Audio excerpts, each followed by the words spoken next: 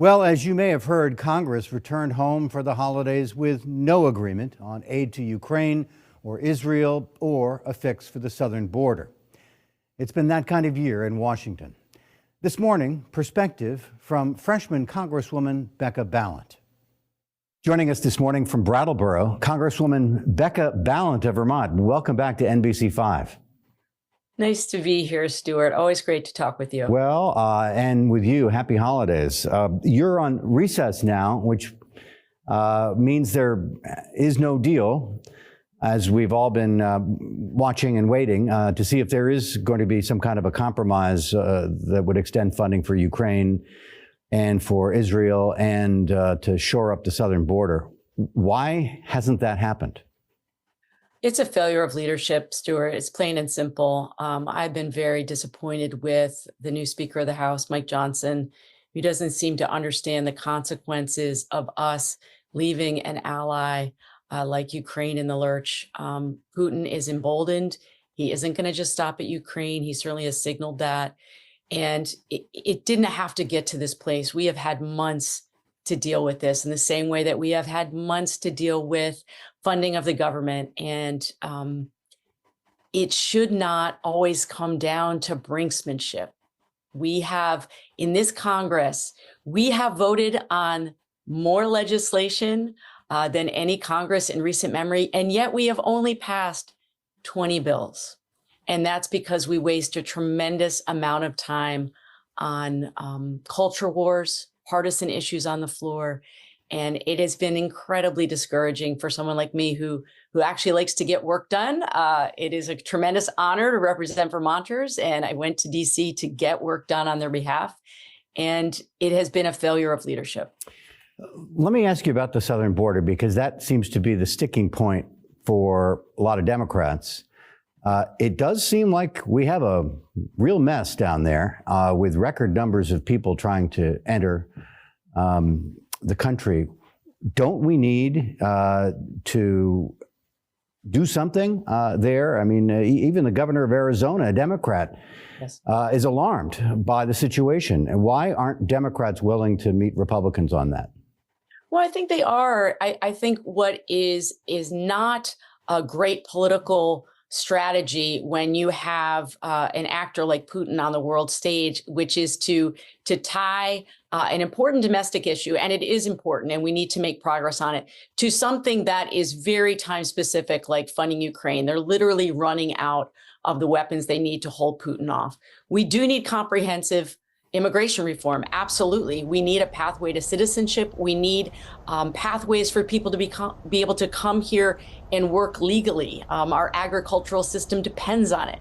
We also need to make sure we still have a meaningful pathway to asylum cases for people who are in danger and in fear of their lives. And so what is so frustrating to me is the Republicans keep coupling important domestic policy to must-pass legislation to support our allies, and no good work gets done at the 11th hour with a gun to your head. It just doesn't. And so, again, they've been kicking the can down the road, and not just Republicans, Democrats as well, when they have been in charge, have not been able to pass comprehensive immigration reform. And so it does need to happen. I just need to say that this is signaling to the world that we are not good allies for our partners overseas. And that is deeply troubling to me. Just one other on the border. Do we have a security problem, in your judgment, on our southern border? I think any time when you have chaos at a border crossing, of course you have security concerns. I can't deny that. The money, there's these stopgaps, but now the new deadline is in January when you guys are back. What do you think? Are we likely to have another one of these CRs, or is there any prospect of a real budget? Yeah, no prospect of a real budget. And I sit on the budget committee. And again, I will say failure of leadership. We have done next to nothing in the budget committee. The chair of the budget committee has turned over control of the work that we do in our committee to Speaker Johnson, who also has turned over control of what he's doing to the current Republican nominee, leading the pack for the nomination for president, which would be former President Trump. And so much of the work that we have been doing in Congress, and I use work in quotes, has been around trying to prop up the former president. Our committee hearings have been filled with all kinds of conspiracy theories, trumped up charges on impeachment for Biden. They haven't shown any evidence. They can't claim to know any actual crime they're accusing him of. And so all of this is consuming hours and hours of time when we could actually be passing a budget. And again, incredibly frustrated by that situation. So I think you said incredibly frustrated a couple of times here. You're wrapping up your first year in the House. What is the indelible memory? Unfortunately, the indelible memory for me will be chaos and dysfunction. If you think back to where we were just about a year ago, when we had 15 rounds of votes for the Speaker of the House, then McCarthy, who we all knew would not last because he cut a deal that any single person on the Republican side could call for a snap vote around his speakership. He lost the speakership. We had another several weeks without a speaker. We've careened from a default crisis to a crisis over a near closing of the government. We are going to probably face that again in January and February when funding runs out. It has been one episode of chaos after another. And for somebody who was sent to Congress to do important work on housing, mental health, the workforce, things that Vermonters deeply care about, I can't convey to you just how sad I am about the state of the democracy right now, that we can't seem to put our constituents and our economy and the well-being of our fellow Americans at the center of the work that we're doing. And I really hope that the new year, you know me, Stuart, you've known me for years. I'm a glass half full kind of gal. I'm desperately seeking the bright spots. And so when I think about the work that I can look back on that I personally can be proud of, it's the work that my office has done on behalf of Vermonters, fielding thousands and thousands of emails and calls and inquiries, opening up 1,200 cases that we've been able to problem solve for Vermonters. I've visited every single county in Vermont since I've taken office. I've held public meetings, town halls, teletown halls. I've introduced bills. I've partnered across the aisle with legislators who want also to get work done, continuing to try to find that bipartisan connection. And I'm hoping in the new year we'll be able to bear fruit for Vermonters that they can actually see that's tangible. And well, we can hope. Just gotta keep working hard. Right. Yeah. I know you are friendly and in contact with members of Congress in New Hampshire. I'm wondering, you share a border with New York.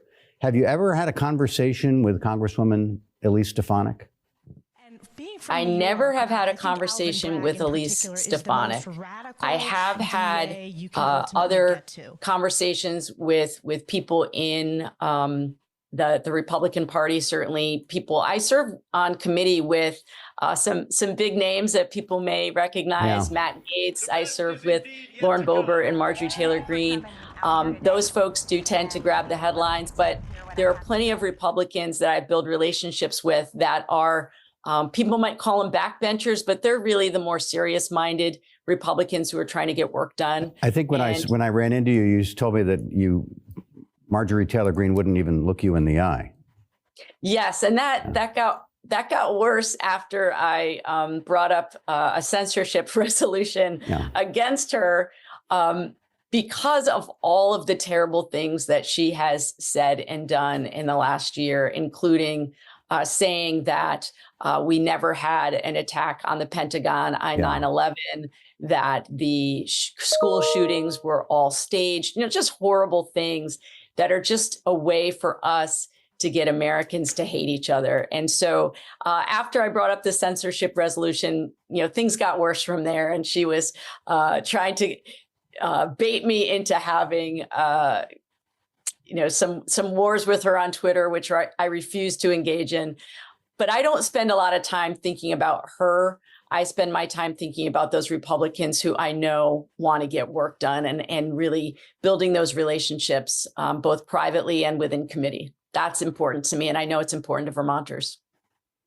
2024 is almost here. I have not heard Senator Sanders declare his intention whether he will seek another term or not.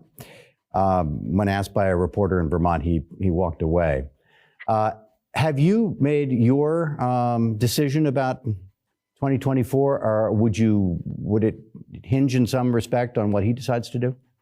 Well, I fully expect that Senator Sanders is going to run again. He's a committee chair. He's doing great work. He and Senator Welch and I are working really well together. I haven't heard any indication from him or his staff that he is thinking about stepping down. So I assume he's running again. I hope he does. And I'm anticipating announcing in the spring that I will seek re-election. Still have a little soul searching to do here about the state of the democracy. But I anticipate in the spring, I will make an announcement. Congresswoman Becca Balint, thank you. Thanks for the time. And again, happy holidays. Thank you, Stuart. You too.